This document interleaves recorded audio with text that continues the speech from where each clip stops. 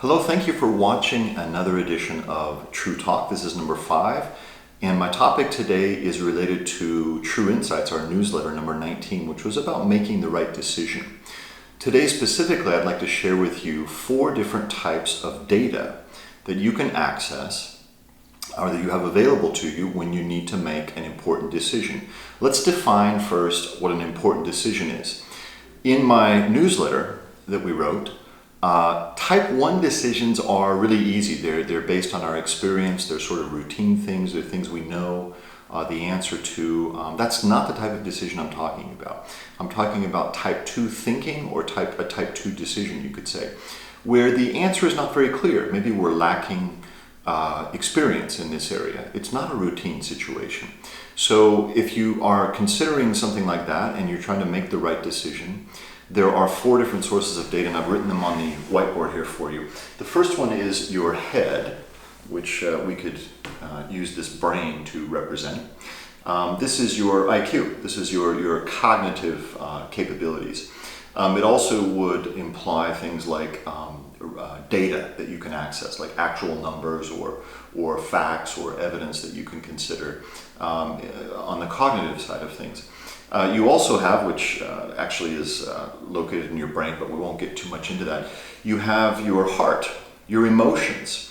Now, you might think that if we make decisions based on data that we're getting that's emotional, we're probably going to make the wrong decision.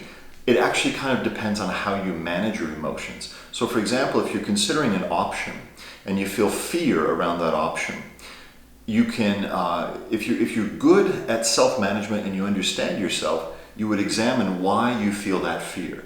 Is it the fear of the unknown? Well, maybe it's still something you should do. Or is it fear based on some very bad experiences in the past that are telling you something about this particular option? So the emotions can be another source of data. Something very related is intuition. Now, intuition for a lot of people is hard to define. What is it? Where does it come from? What does it mean? The best explanation I can give you is that sometimes you just feel it in your gut. You feel it's right, you feel it's wrong, you feel it's probably right, but there's something wrong. My advice as a 51-year-old man is listen to your intuition. It's pretty smart.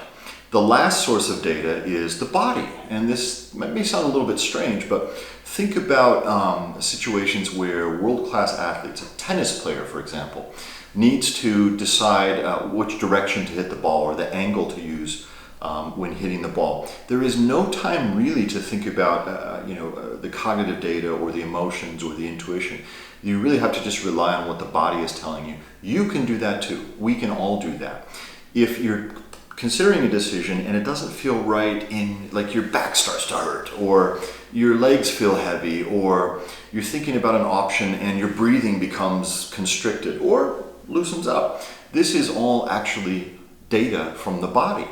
As humans, we've got hundreds of thousands of years of evolution. Our bodies actually have lots of information for us if we'll let it speak to us.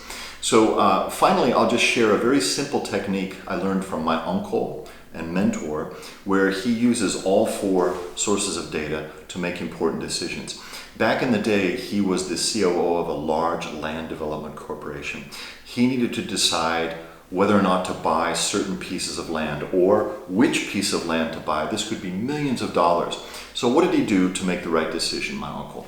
The first thing he would do is he would go and collect data. He would understand these different pieces of land, understand what they needed from the land, and do a rational analysis, usually with help from people on his team. Then he would go into his office and he would shut the door, put on some relaxing music, and start breathing.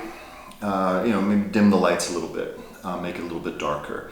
And he would then think about each of the options he was considering. Maybe this piece of land, a second piece of land, a third piece of land, and then maybe none of the above. As he thought about each option, he would listen to his intuition and his body. So he would see how his gut felt about it. He would also think about how he felt emotionally. And most importantly, he would check his breathing. If he thought about one option and the breathing became tight, that was his body and his intuition, maybe even some emotion telling him probably something wrong with this option. But sometimes he would go to another option and his breathing would be relaxed. He would feel good. And this is his body, his intuition, and possibly emotions giving him data about that decision. Hopefully, so this is the simple way to say it is when you have to make an important decision, consider this breathing technique that I learned from my uncle. I use it all the time. Hopefully you find it helpful too. Thank you for tuning in.